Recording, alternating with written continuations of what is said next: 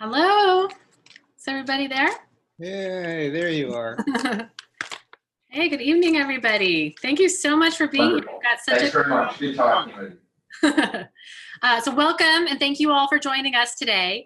I'm Jen Richards, the Interim Executive Director at the Community Design Collaborative, and I'm going to be moderating our session today. I'm going to ask everyone to please mute your mics now.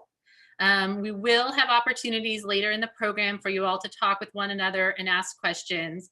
But for now, use the chat box. We do love to see your faces though. So if you want to keep your camera on, that's nice. Eric DeVera, who was the project manager for the competition, will be monitoring the chat. So if you have questions along the way, type them there and she'll be compiling them. One other thing, I want to alert you all that we're recording this meeting and we will also be taking screenshots. So please exit the meeting or turn off your mic and camera if you do not consent to being recorded. Thanks. So the purpose of today's presentation is to share some of the innovative designs submitted to the Collaborative's Design Aid Outdoor Learning Spaces Ideas Competition. We'll also bring you up to speed on some of the other important and innovative work we've been doing since March. And importantly, we just wanted to have an opportunity to see you all and hopefully provide an opportunity for connection and discussion around a very interesting design opportunity. First, I want to thank the William Penn Foundation for supporting the design competition.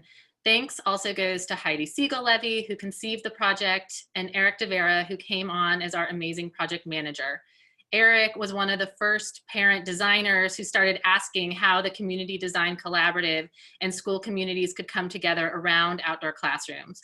I also want to thank the panelists who reviewed all of the design submissions. The agenda for today's program will be as follows.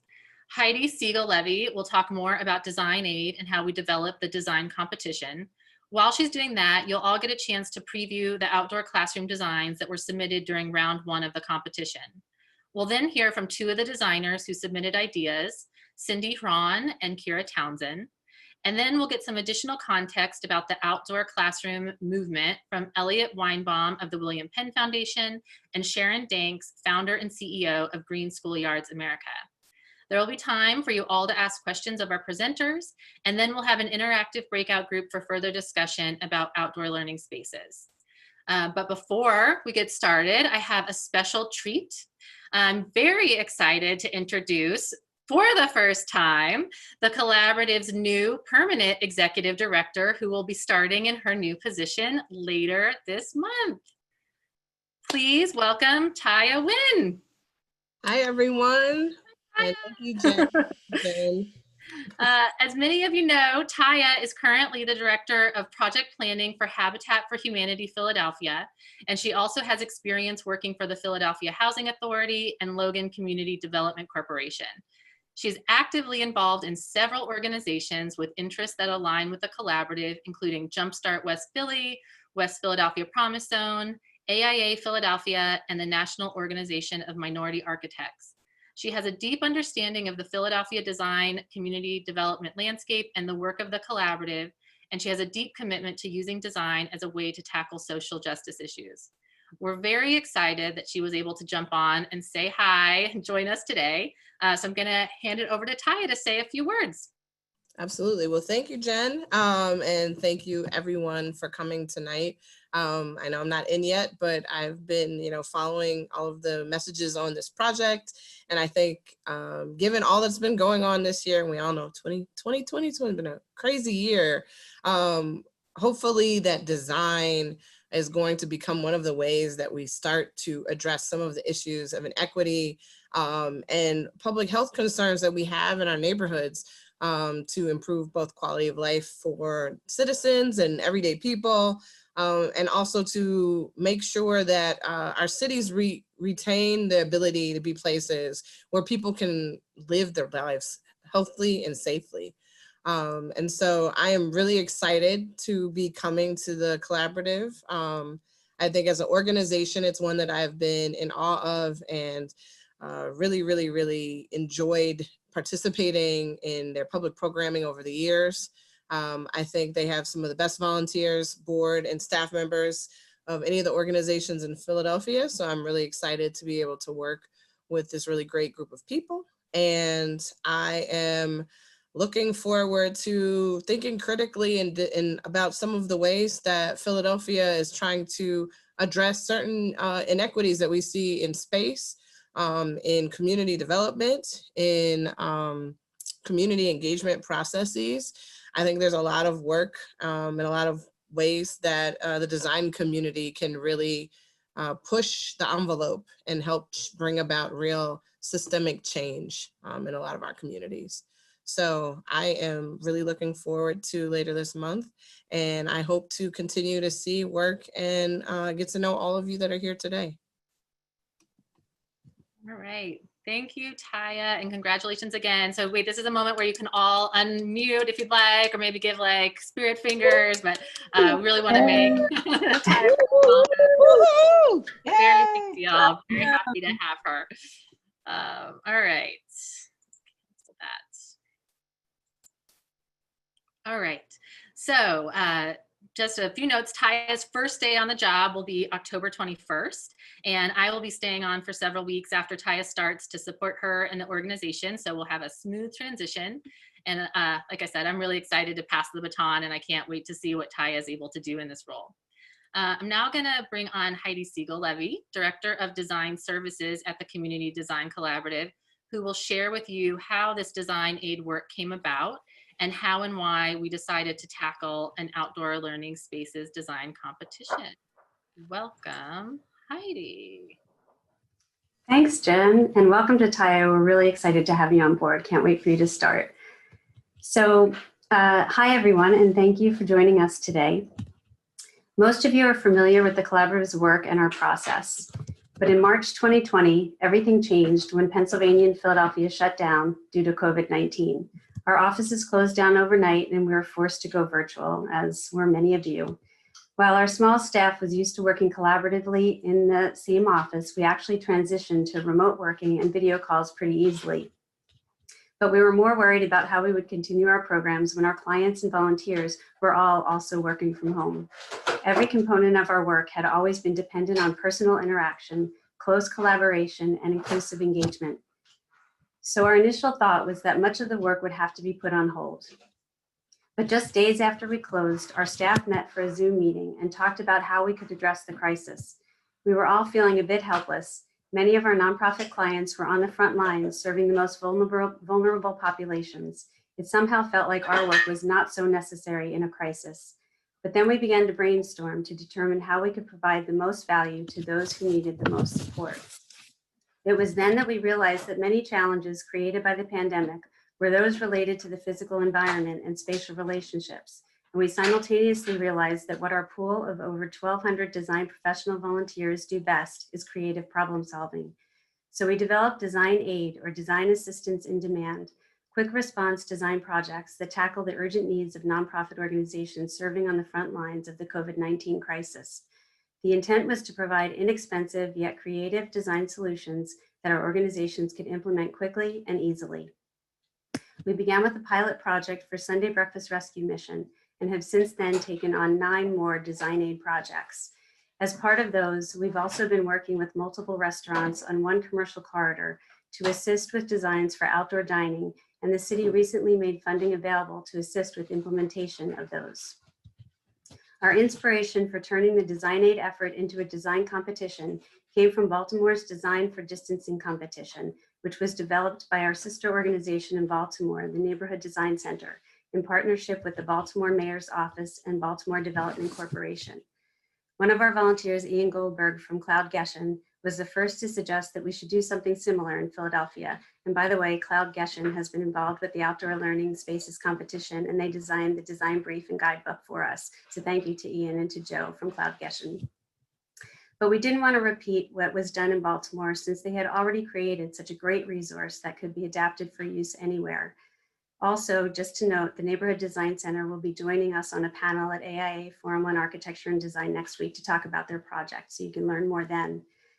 But not long after Ian made his suggestion, Eric De Vera, another volunteer of ours and a parent, then reached out to see if we would be interested in taking on a design aid project that would focus on the design of outdoor classrooms. At the same time, there was more information coming out about outdoor classrooms and how they've long been used to combat the spread of disease. The open air school movement first took hold in America in the early 1900s as a way to prevent children from contracting tuberculosis. So that's when it clicked that we could host a competition focused on outdoor learning spaces. There was a lot of talk about the concept, but not a ton of resources. Unfortunately, we don't have enough time today to address each design that was submitted in the competition, but all feasible design ideas can be viewed in our design guide, which is available on our website, and we'll also be putting the link in the chat box now. Also, as I continue to talk about our process for developing the competition, we'll be displaying the entries from our first round of submissions. So once we had an idea, we approached the William Penn Foundation to see if they would be interested in supporting this initiative. And they were very excited about creating a resource that could be used by schools, both for COVID and even further into the future. This was all happening in early August, so we knew we needed an ambitious timeline in order to give schools an opportunity to implement outdoor learning spaces this fall if needed. Because of the short timeline, we launched the competition with the release of the competition brief and provided 10 days for designers to submit their ideas.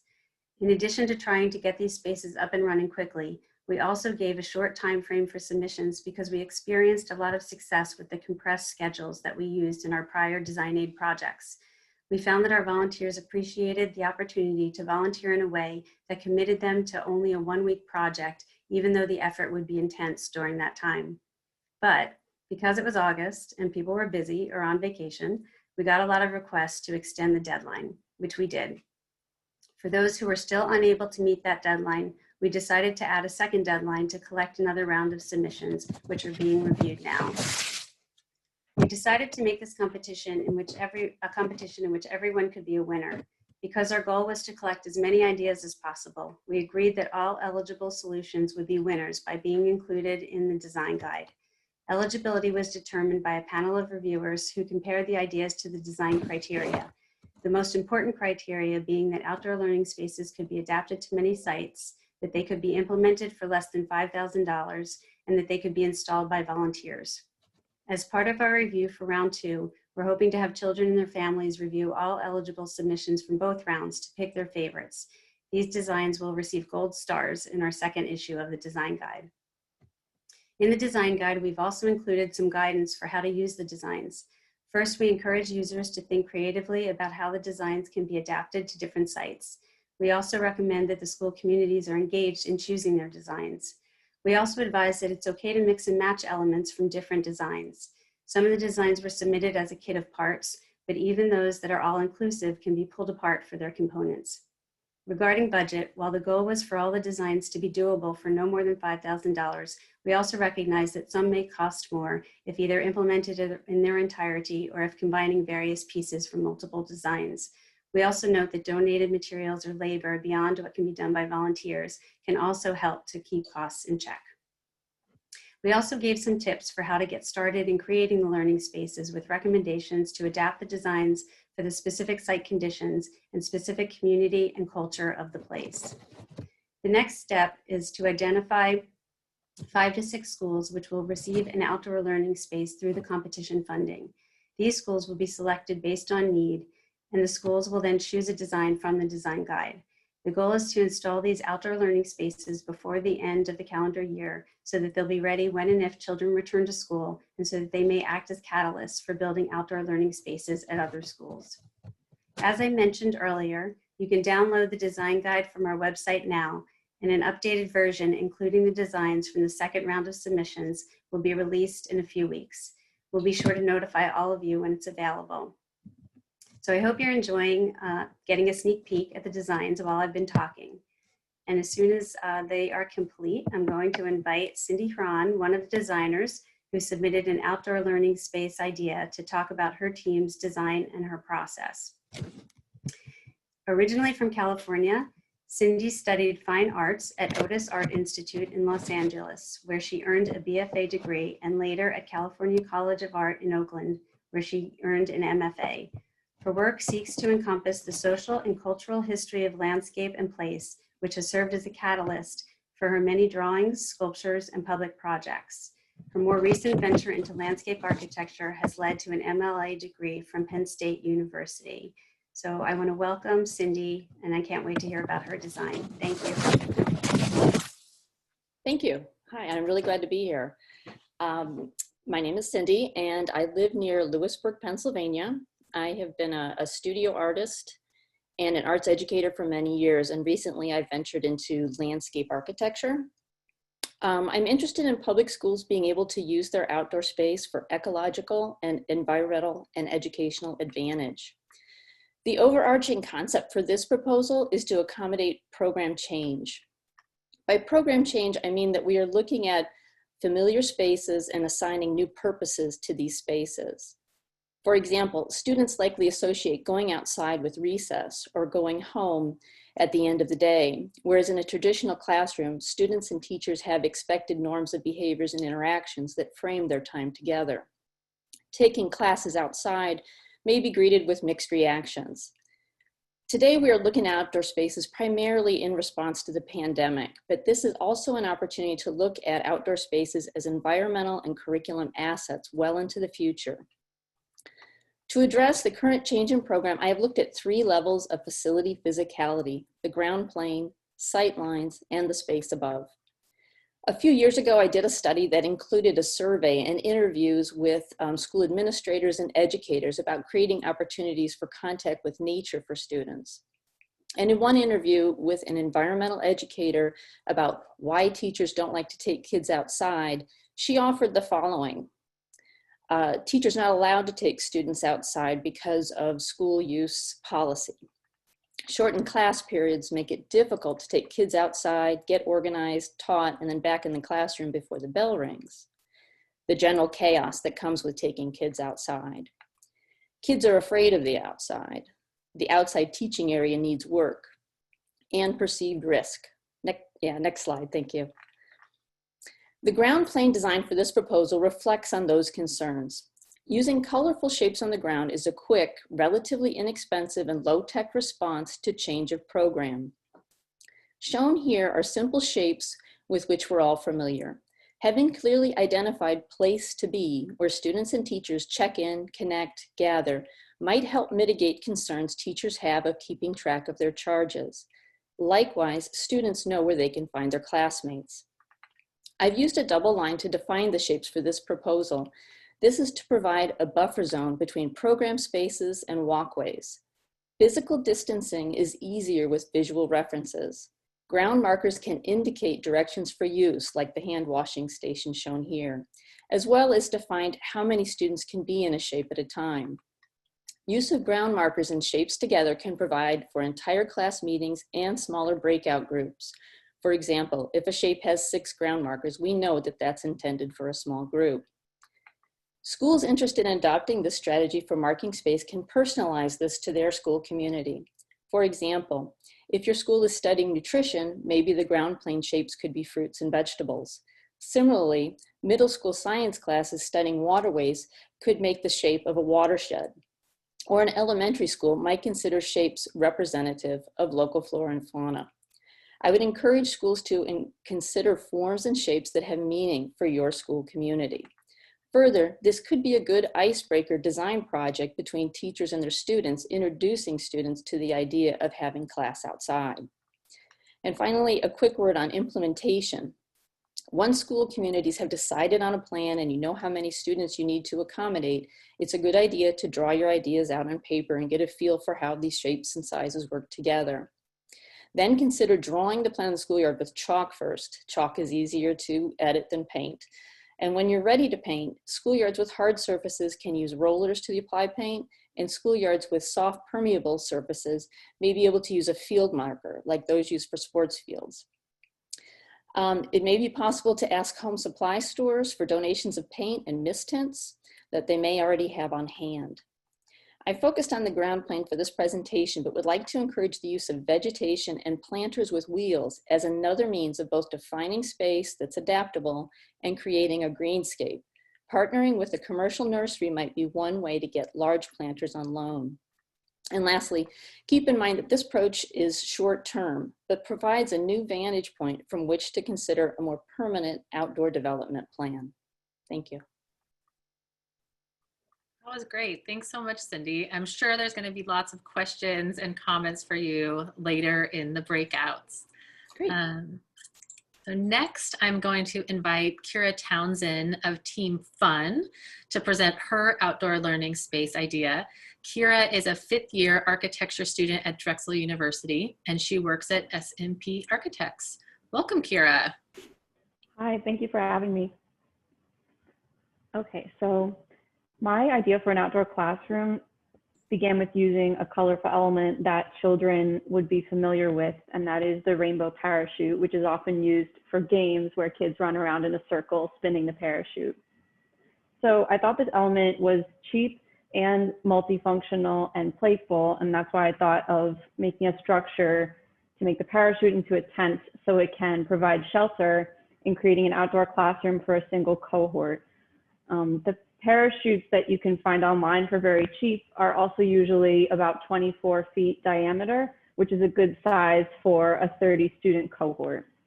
So this arrangement would have the teacher in the center and then the children at desks around in a circle. So it also naturally enforces physical distancing.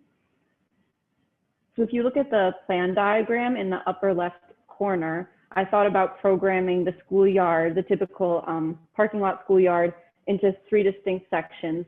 And the blue strip on the left represents the area along the fence, which you can also see to the left of the large image below. And that area is the hygiene zone. So as soon as students enter the schoolyard, they would wash their hands at these 5-gallon water tanks that collect rainwater and filter it through plants. And then children use those to wash their hands when they enter the schoolyard. And then they would proceed over to the classroom area where they would each enter their circular cohort area under the tent. So how I sized a typical Philly schoolyard from looking at Google Maps, it looks like I was able to fit about 12 of these 30 student cohort tent areas. And then in the back, the yellow zone represents more of a flexible play zone that I imagined might be needed for students to just run around freely at times. Okay, you can go to the next slide. So this slide shows more of the individual like kit of parts elements, some of which you saw in the previous drawing. So I'll start with number 1 in the bottom left. There would need to be signage along the fence, which would be along the sidewalk, just kind of telling people the typical rules that we've been seeing around, like wear your masks, physically distance. Then number 2 above that would be the planted hand washing station inside of the fence, as I mentioned previously. The third below that is the parachute tent, which would be comprised of the parachute element and then individual tent poles used to make that structure and keep it standing. Then fourth is an idea I had to use a milk crate to make a stool so that each student could have their own stool that you attach wheels to, and it also serves as a storage bin. And then fifth is an idea for using wood pallets to make a desk. I know this is something that people usually use for DIY projects because they're just kind of cheap and abundant. So I thought, why not use a wood pallet for a desk? And probably add some extra paneling to the inside so that students could use like the inside of the wood pallet to store their books. And then I also thought of attaching like pieces of thin cork to the inside of those desks so that on the inside of the circle, students can have a tackable surface. So then I just want to reflect briefly on the assembly of each of these elements and where there's opportunities for students to make them at home versus what would require more of an expert assembly. So I think any signage, that could be an opportunity for a collaboration probably between like art teachers and some select students. And then I think the second element, the planted hand washing stations, could probably be an opportunity for science education. So maybe that would be something that would be led by science teachers and also a select group of students.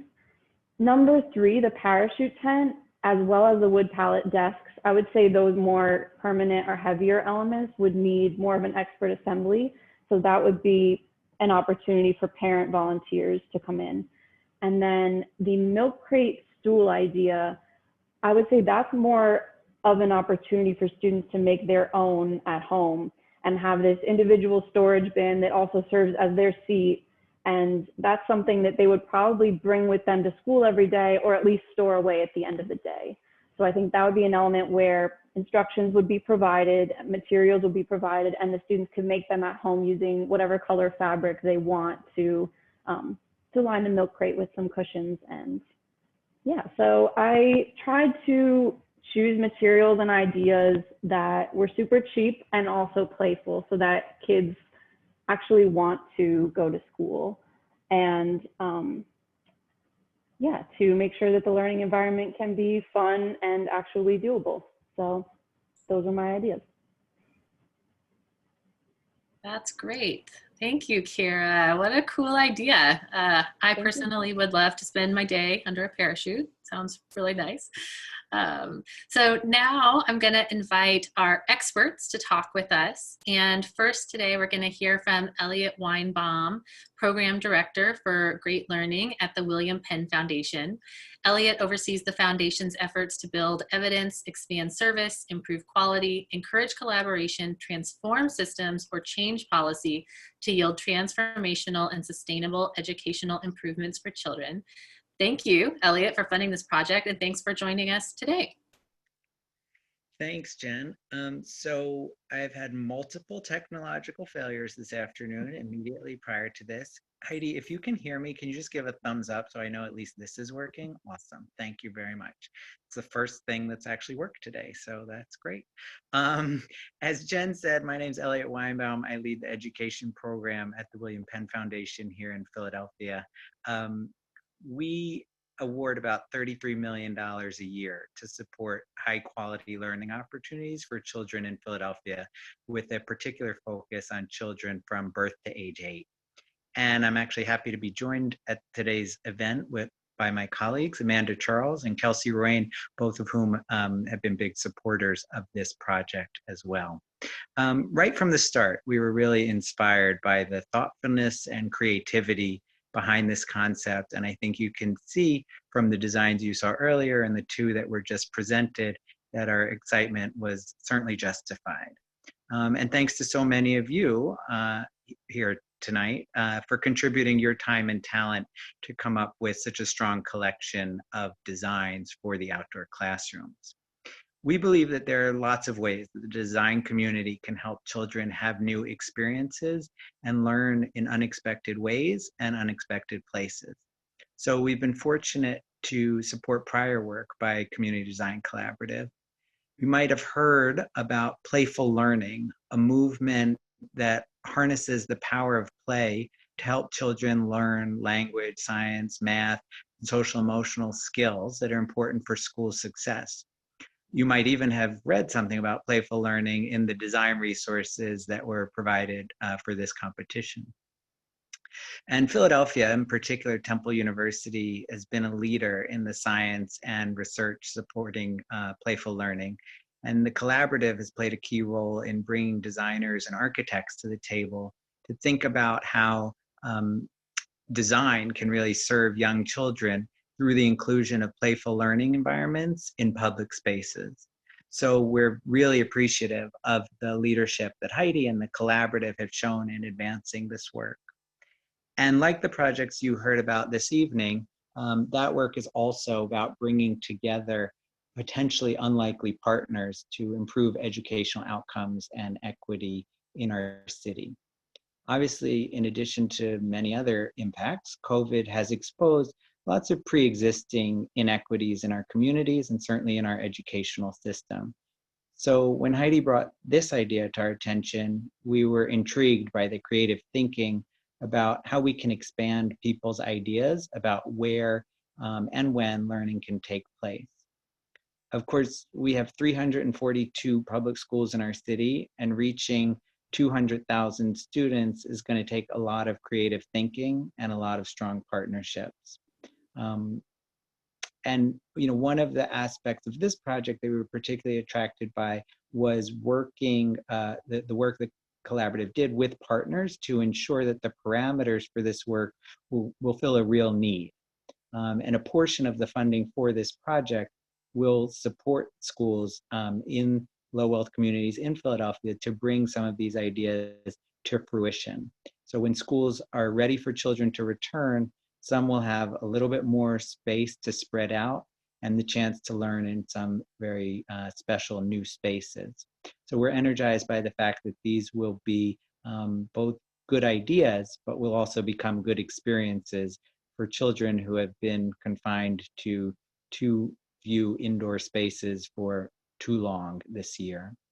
And not only are we energized by the work that will happen locally, but we really hope that the designs, the design guide will be used by schools across the region and across the country. So we hope that all of you and your organizations will really share these great ideas through your network so that they might reach far and wide.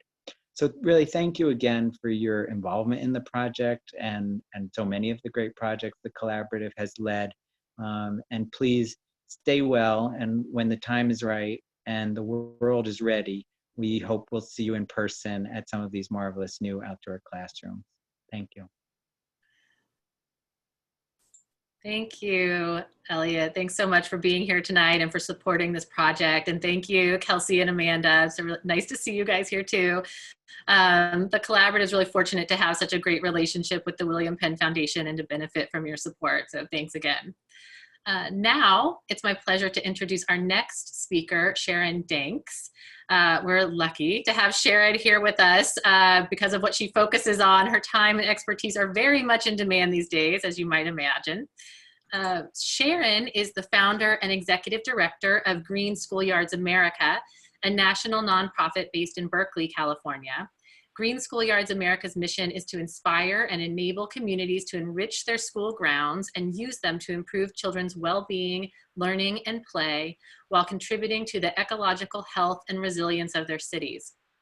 Since 1999, her professional work and passion have focused on transforming school grounds into vibrant public spaces that reflect and enhance local ecology, engage the community, and nurture children as they learn and play.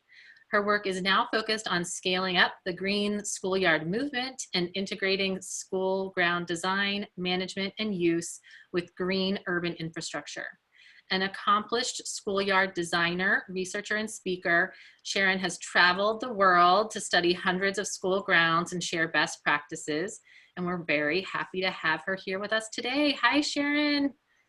Hello, hello. Thanks so much for including me today. Good to be here with everyone. We're so happy to have you. So we're going to do this in sort of a question and answer. So I've got some questions for you. And then, of course, everyone who's listening out there, please feel free to type your questions into the chat box, and we'll get to those when we go to Q&A next.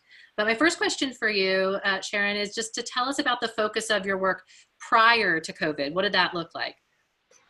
Well, I've been working in the green schoolyard field in different ways in the last 20 years. The last 7 of those have been with a nonprofit I founded called Green Schoolyards America, as you mentioned. And in that time, we've observed that the interest in the outdoors has shifted greatly from having to explain the value of a garden and getting kids' hands in the dirt and starting from square one. We now, there's a much more general understanding that the landscapes can be therapeutic, that it's important for, that hands-on learning is a centrally important idea, that ecological resilience is needed in our city. And so our work brings those pieces together. And so we now, we've been working to scale up the Green Schoolyard movement by collaborating with school districts to sit down with them and together look at the land that they manage and to help them see themselves as land managers. I think if you look at a typical school district's website, you'll see how many kids they have, how many teachers they have, how many square feet of building space, but they don't know, they don't list on their website, and when you ask, very few know how many acres of land they manage. So we start working with them as land managers and saying, what would you like your 500 acres to produce in terms of educational benefits, health benefits, ecological benefits for your city? And how can we help you put in place plans that will see those benefits realized over time. So we help school districts systematically think through those long-term goals for land management and interconnected with outcomes for health and education and environment. We train, we run professional development programs for school districts that are on that path to help them bring their principals and their district staff from facilities, health and education together around the idea. We help their school boards write text, to bake it in. So we're looking at systems change, and we're also interested in state and local policy that makes it the default, trying to trigger changes that will make it the default. And for example, try to get green infrastructure planning to be adapted to child development in ways that the city of Berlin, for example, sets a standard that we're trying to follow, which is they had a water law passed 25 years ago that requires every drop of rain that falls in the city to stay on the parcel it lands on. So schools and other landowners pay fees based on permeability or impermeability of their site. And this one law 25 years ago resulted in 400 schools totally unpaving. So we aspire to help trigger that kind of shift in thinking. And actually Philadelphia has something, probably in the US, has the closest policy to charging for pavement. The closest to Berlin that we have in the US is in Philadelphia. But the rest of the US, the connection between stormwater is not made directly to there's no direct connection that's encouraging people to unpave. So we can see from Berlin that when they did this 25 years ago, they now have the best, essentially, green parks for their kids outside of every school door. So we're trying to help generate that large scale shift in thinking. And that's the work that we normally do with school districts as our partners in that process. And so when COVID hit, we were trying to help our partner districts figure out what they were going to do when it shut down and it turned into a national movement, let's say. Right. So tell us more than what you've been able to do, or maybe as things have changed or school districts have become more open. What have you been able to do to assist school districts during this time? And what have you been hearing from school districts about their greatest needs and challenges? Well, when they shut down in the spring, we came together around the ideas that, number one, there wasn't enough space in the building for them to come back into session 6 feet apart. The buildings are just not big enough. And that the indoor air quality, no school was designed to filter a pandemic virus indoors, and it spreads through the air. So we also knew that there was massive learning loss happening, and with inequalities in ability to access the internet and have a quiet workspace. So we brought together a group of partners, the Lawrence Hall of Science, San Mateo County Office of Education, 10 Strands, and we held a webinar in June to put forward the idea that the outdoor spaces were one way to help accommodate more children on site at scale, inexpensively, as a way to reopen safely. And this idea has grown in the last 12 weeks into a national initiative that has about 20 partner organizations as central leadership team, with about 500 volunteers helping us to write a sort of how-to manual that will help a district interested in going outside arrive at the website and have the how-to information from to do it. So it's like from a curriculum perspective and infrastructure perspective, health perspective, policy perspective. We're trying to crowdsource the answers to the how-to information to adapt to this time and to point to all the great resources and organizations that are already out there that do this work, who can help people around the country see it through. So have you seen successes? What has that looked like? What's made those schools or school districts or communities successful? What can you share with us? So we've had we call it a community of practice every Tuesday.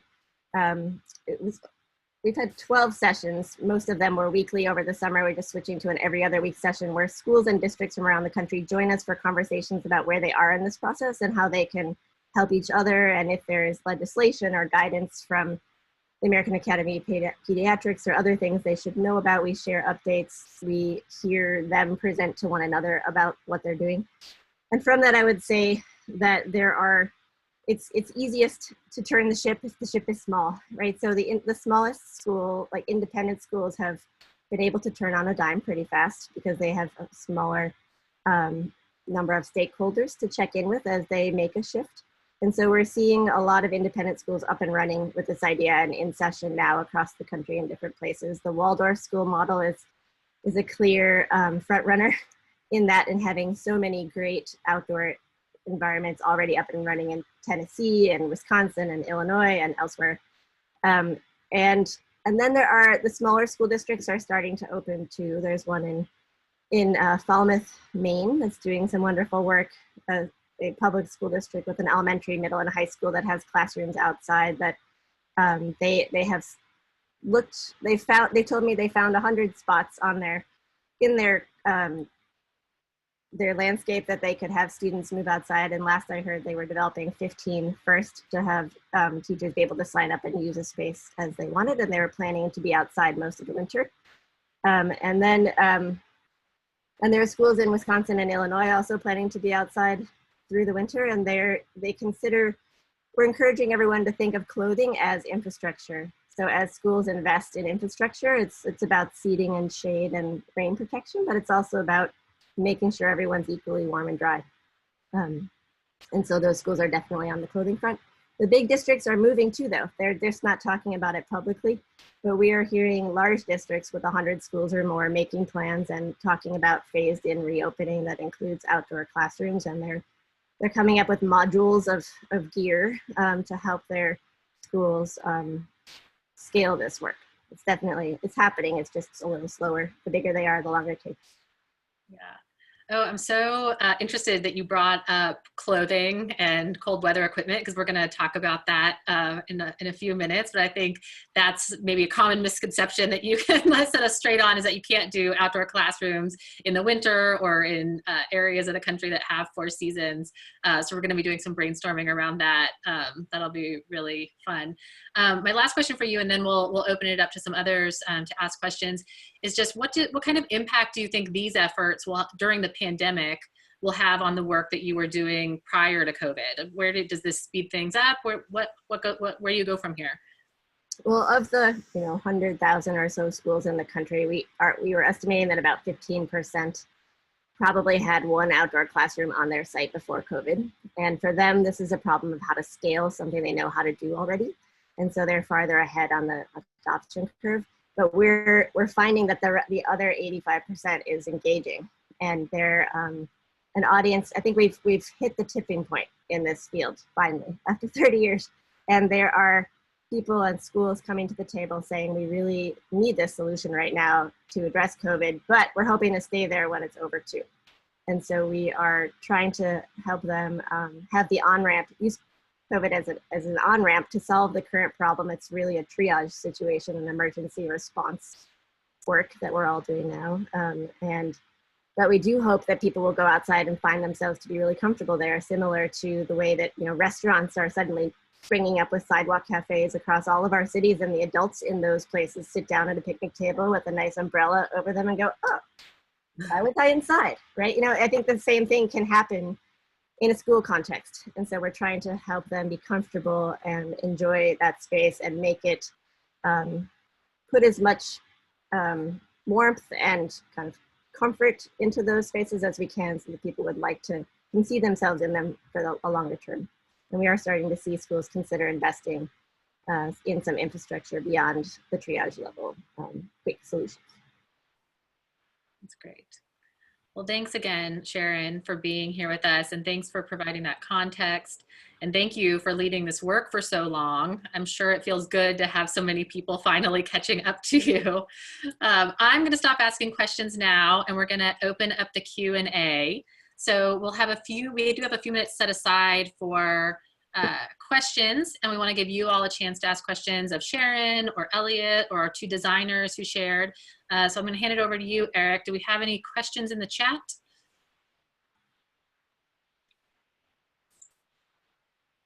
Not at the moment, but there is one question mentioning, thinking of clothes as infrastructure.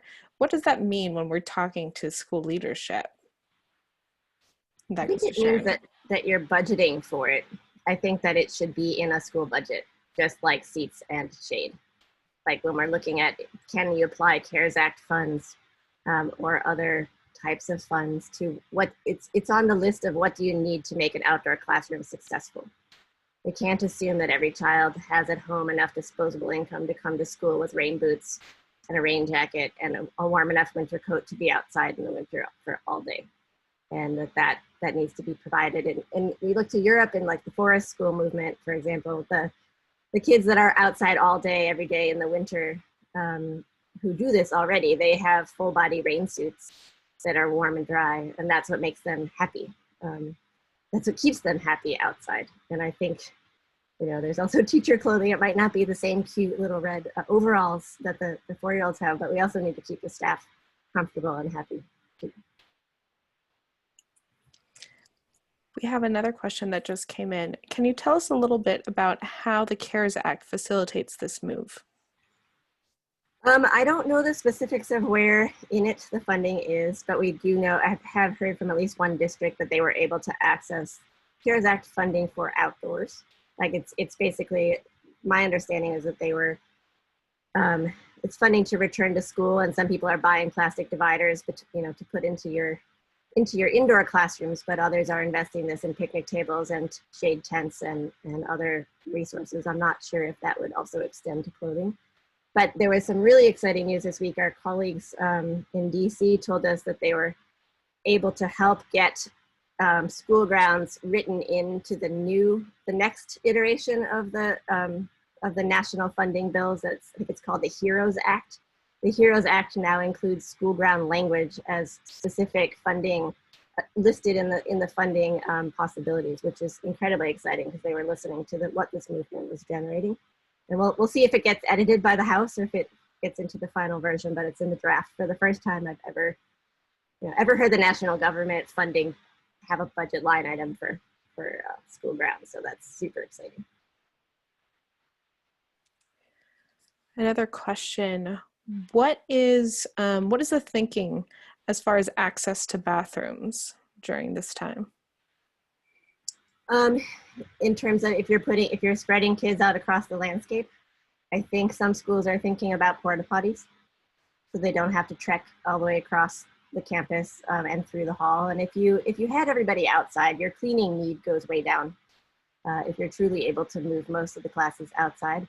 So you don't need to be wiping down all the interior surfaces if nobody's walking through them. And that's, you can limit your needs to cleaning bathrooms that have exterior doors. Like I don't know if you have bathrooms with exterior doors, but many of our schools in California open directly to the bathrooms open to the playground to allow recess access. And so we have some that are accessible anyway that don't require walking through the building, but adding porta potties, I'm not sure if in the middle of winter it would be quite as exciting to have them outside, but in places where the weather is more mild anyway, we were talking about porta potties as a possibility and then outsourcing that cleaning need essentially to the service that does it.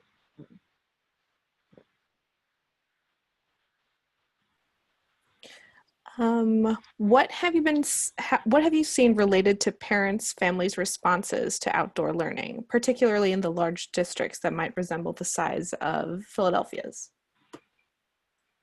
I think there's a huge need to get spring kids from their houses across the income spectrum and type of school. I think, particularly the kids need to be back in their social environment and out of the places the adults are trying to work if they're working from home. And if they're not working from home, then the adults who are working out of the house need childcare. They need the kids to be at school. And so I think the parents, it varies, of course, and those, there are some school districts that, I think in a meeting earlier today, someone was telling me their district is having about a third of the kids who are deciding to stay online regardless of what the school was doing. But more people said they would be comfortable coming back if they were outside. Our understanding is that the airflow outside is 10 to 20 times less likely to help transmit the virus. So it's far safer, far less transmission outside. And we actually have a health webinar on our website if anyone's interested, that we had 2 COVID expert and pediatricians give us specific guidance around how COVID spreads, how that affects outdoor classroom use, and what needs to be cleaned, what doesn't need to be cleaned as much, and starts to address why it is safer to be outside. Another question from the audience. What is one thing that may have surprised you when working on this kind of project? I've been in the industry a while, and I wouldn't say too much has surprised me. I don't know, honestly. I mean, I'm glad that we have, I think we've been approaching the tipping point for a while. I think we've moved in the 20 years I've been tracking it from projects run by an individual who wanted to see a garden built to whole school communities coming together to shift a landscape, to entire school districts rethinking how they're planning and starting to use their land and integrate with their curriculum. So we were nearing that tipping point before this happened. I guess it's been remarkable to see that tip happen and to have completely new audiences for this work at a scale beyond what we had imagined was possible. I think that's, surprising, that legislation piece, like having that in the speech, I was just like, what? That was the most surprising, that we had hit something that hit the House of Representatives, and to have Dr. Fauci and Betsy DeVos saying that the outdoor learning was a good, at the national level, like spokespeople at that level talking, encouraging schools to go outside is also kind of shocking to be excited. On the other kind of spectrum, schools have been building security fortresses because of school shootings, and we're moving kids outside in vulnerable situations. Is there a way to add security to outdoor classrooms? Our approach is to recognize that every neighborhood is different, and there are different ranges of actual hazards out there, and that each school probably has a policy for how they manage recess, and how they already supervise kids at recess, and how they take them on field trips into the neighborhood. And so we would recommend that they start there with their current practices, and those are similar enough circumstance to keep this, I'd say, in the same spectrum. We do have, we are working with school districts in cities across the country who are in very urban areas, and they're actually not the ones who usually are talking about security. It's more the suburbs where there's probably much less actual violence happening in neighborhoods. I don't know. I think it's partly perception, and it's partly practice, that you relying on the practices you have. No one wants anyone to be in danger, but schools have all thought out their own neighborhood's risk and have recess policies that reflect that. So I think we rely on those. Can you speak on the value and opportunities to connect and study nature while outside and outdoor classrooms? Well, there's also the mental health benefit of just being in nature. There's researchers like Professor Bill Sullivan from the University of Illinois and Francis Ming Kuo, also from the University of Illinois, who've long studied the therapeutic benefit of landscape. And we have right now we have a whole country full of children who have experienced trauma through this pandemic, and adults too. And that trauma is real, and it's a mental health burden. And so coming back into a place where you can see trees and nature is hugely beneficial for the mental health, and it is why we are also recommending that the solutions include plants in them centrally. I think that there are, in the long-term goals, I think we do want schools to use their environment as not just the place to sit, but something to study or to use. And some schools are already doing that and can easily bridge into that, or more easily bridge into doing more of that. For others who've never tried it, it's unrealistic to think that they would do both simultaneously, move their classroom and change their curriculum. So we're for now saying just move your classroom, get as many kids back on site as you can. And then as you settle in, focus on learning from the nature around you. But first, you just want them to help improve the mental health of their kids by being in a greener space out in the air. So I have two questions left. One is, do you have any examples of schools in colder northern states that are making outdoor learning work? Yep. there's a Waldorf school in Wisconsin and one in Illinois that both already opened and plan to be 100% outside all year through the winter in northern Wisconsin and the winter in central Illinois. And they are doing it through a combination of clothing and infrastructure, and are also looking at how the curriculum shifts. Like, you don't sit still every day when it's really cold. That's the day to get out and build something. Like, so their curriculum responds to the weather.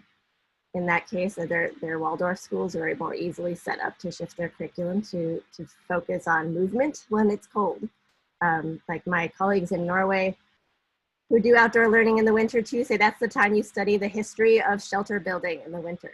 You know, and you build a shelter on the days that are really cold, and you do it in the context of learning about local history. In that particular example, the Falmouth Public Schools in Falmouth, Maine is also planning to use their outdoor classrooms through the winter. And they have teachers who sign up for them. There's not enough for every class to have one, so they're signing up for them like you would sign up for a conference room use. And I think that will rotate more kids outside for less than the whole day, but they were planning to be outside much of the winter. And they were looking for whiteboards that could withstand Maine's winter, for example. Like, I think that children are more resilient than computer gear and whiteboards. So they might find that you have an easier time doing a discussion-oriented outdoor lesson, or a hands-on construction, or snowshoeing, or other types of active pursuits. And some school districts in the truly northern climates are picking like what's too cold. We're seeing outdoor learning as something that you do as plan A. You go outside when the conditions are good. You add more infrastructure like clothing or tents to extend when plan A feels comfortable. But everyone will go to a plan B at some point. It might be a thunderstorm. It might be bad air quality in California. It might be too hot in LA or too cold in Vermont. But plan B is online and inside. So you stay in plan A as long as you can. And then when it's not comfortable, you come inside. And so the northern schools are defining -10 as not comfortable. And the southern schools are defining 20 degrees Fahrenheit as not comfortable. So every cultural, there's a very geographic-based comfort zone and cultural comfort with cold. And the farther north you go, the more comfortable people are being cold. And so it's just, every school decides for themselves what the point is where your plan A doesn't work for you anymore.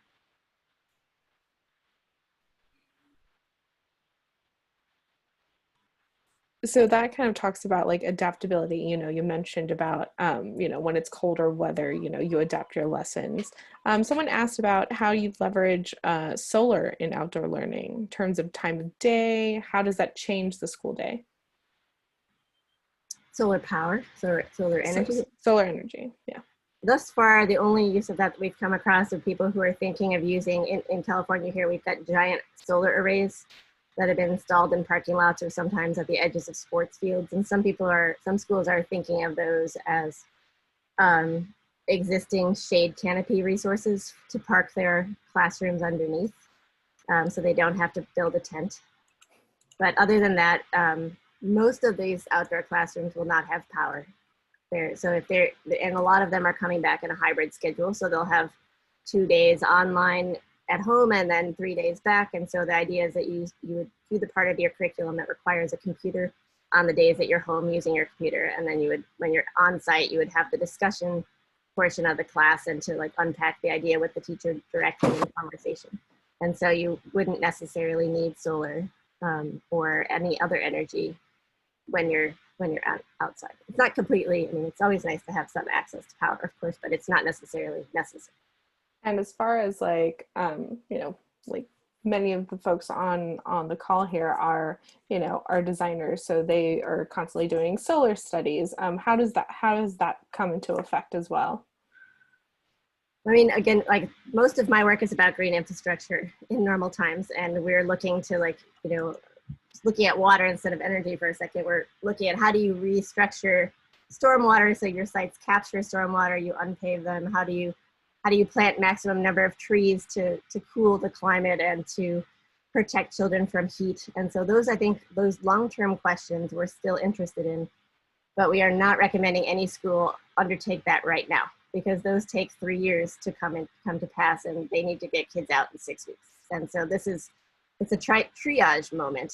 It's an all hands on deck. How do we get kids outside as cheaply and inexpensively and safely and comfortably as we can? And those bigger questions, we hope that they stay comfortable enough to want to address them later, and to make it look enticing as a phase 2 when they're already outside. But right now, this moment is about emergency response. And it will be until they're all back at school. And I think this question, I think all of the parents who are currently dealing with online learning, with moving the classroom outside, how do we curb and tackle distractions with an outdoor classroom?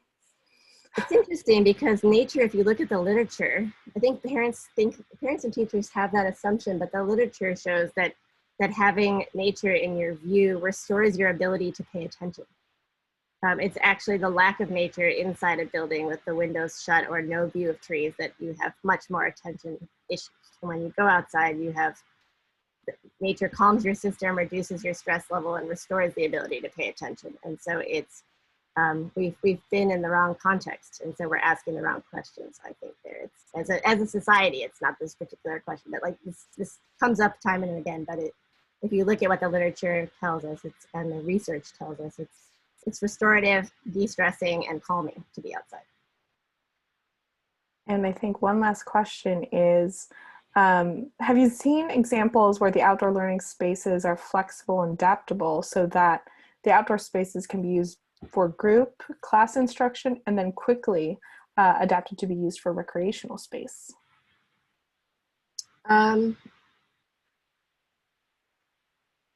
that configuration, I have not seen one that I can think of. There's a great design that my colleagues at Bean and Stock Natural Playgrounds have developed, an outclass system that's 2 logs put together that are intended for use during COVID as table and chair.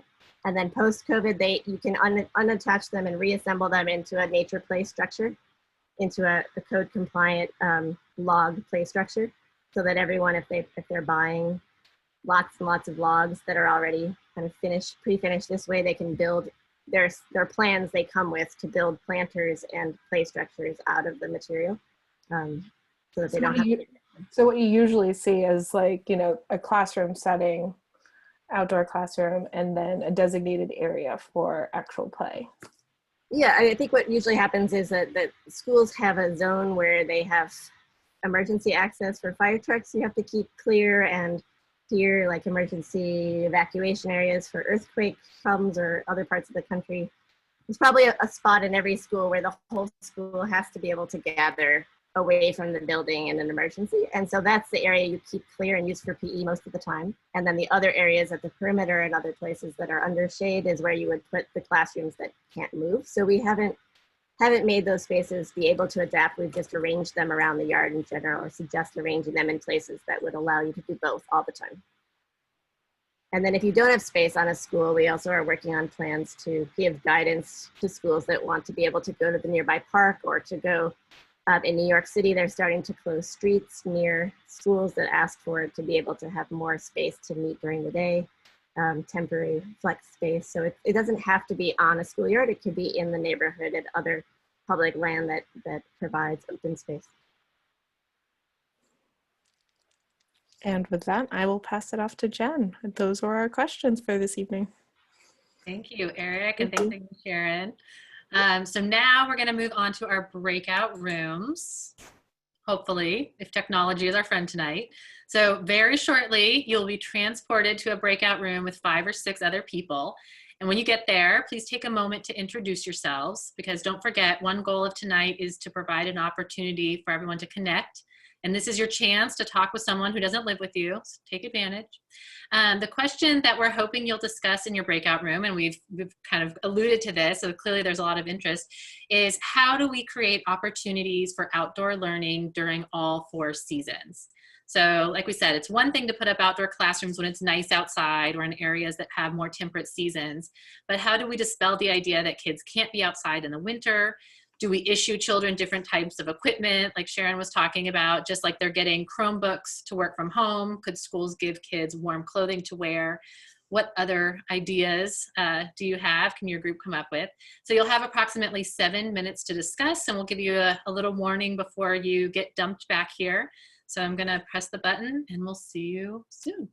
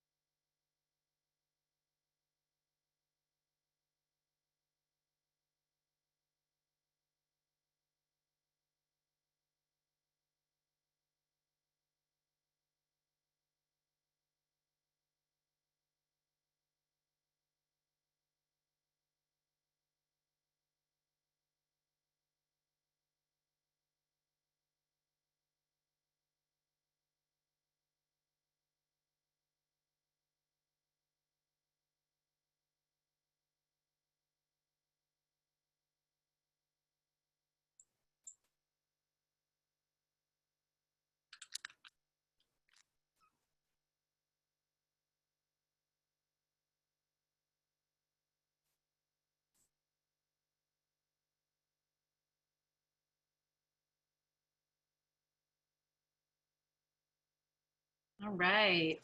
I see you guys coming back. How was it? Did you guys talk? Did you have fun? Did you get a chance to connect? It was good. It was good. Great. Let's talk to you. Great. So before we go, we do have a few minutes for sharing. So I was hoping that someone would be willing to kind of jump in and share anything that you discussed in your breakout. I do know what rooms you were in, so if no one volunteers, I'm going to call on somebody. Anybody want to share any great ideas you came up with in your breakout rooms?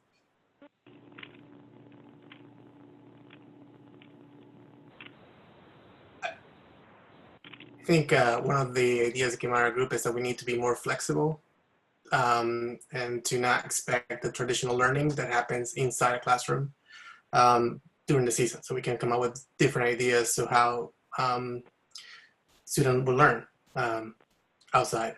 I think that's something that I didn't think about when I was putting my design together, but it's actually a pretty good idea. I would say along those lines, oops, we talked about the importance of training the educators, because a lot of educators think it's just outside and it's the same as inside, and that piece is so crucial, especially as it pertains to local-based approach that varies from region to region. Great. Continuing with that, one thing we talked about is the teachers' unions, at least here in Philadelphia, the big public schools have, you would have to really work with the unions to make sure the teachers are okay.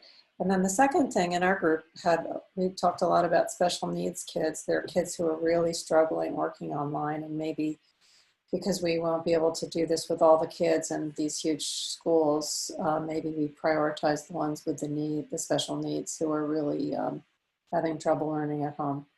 Mm-hmm. Okay. Anybody else? Our group talked about just like some very basic, simple ideas, but kind of we thought the idea of the just including clothing was really interesting, and so potentially just having blankets for all the kids as well. And then if there was a way to get power into these, like whether it's solar power or whatever, or maybe they're close enough to the building to pull it from there, is kind of those almost space heater things that you see in like outside bars or restaurants or whatever in colder weather areas. Right. Great. Yeah, I wanted to follow up on what Avery was saying. In our presentation, we were recommending using a high tunnel. Maybe some of you know what that is from farming. It's like an inexpensive greenhouse that can be 30 feet wide and 48 feet long and costs $3,500. But to also include in the outdoor space a Wi-Fi basically hub, and it's not too expensive. It could be solar powered, and you can get 75 users simultaneously using it. So you don't have to exclude the idea of having web-enabled learning just at home. You can also take your portable notebooks to school and use them to study outdoors. You can do that as well. And it could be powered from the school or solar powered to provide that. And you can also use solar power for generators and other kinds of things like that. Thanks, Craig.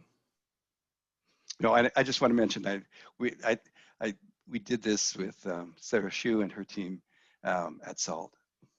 Great. Anyone else? Great ideas from the breakouts? Something you hadn't thought about?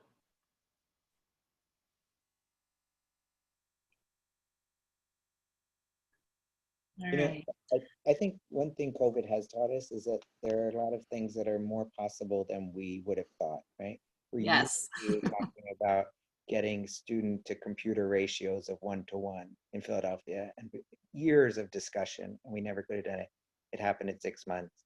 For years, we've been talking about the obstacle of getting all kids to have a stable, reliable internet connection, regardless of their income level. ongoing discussion. Well, now it's happened. All kids can have access in Philadelphia, regardless of income, and no charge. So I think, it's a similar challenge here, right? There are lots of obstacles that we talked about to outdoor learning, but I think, there is a window here to make some of them come to reality that might not have happened without a crisis like this.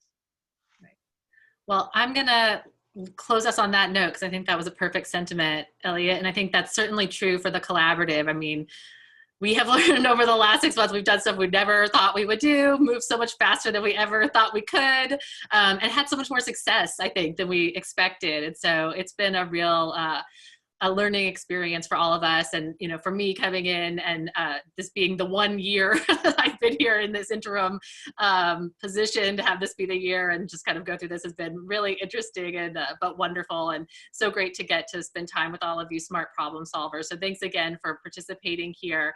And I hope you'll all go on our website, take a closer look at all of the designs that were included in the design guide from round 1. We did do a second round of submissions. Those are being reviewed now and then will be added to the guide. We really want to think of it as a dynamic resource that schools here and beyond can use. So, the more that we can share that and get the word out, hopefully others will find that to be a useful resource as well. And since you all registered for this event, we have your contact information, so we'll certainly keep you up to date when the round 2 submissions have been added to the guide. So with that, I think I'll say thank you and have a great night. And thanks again for coming, everyone.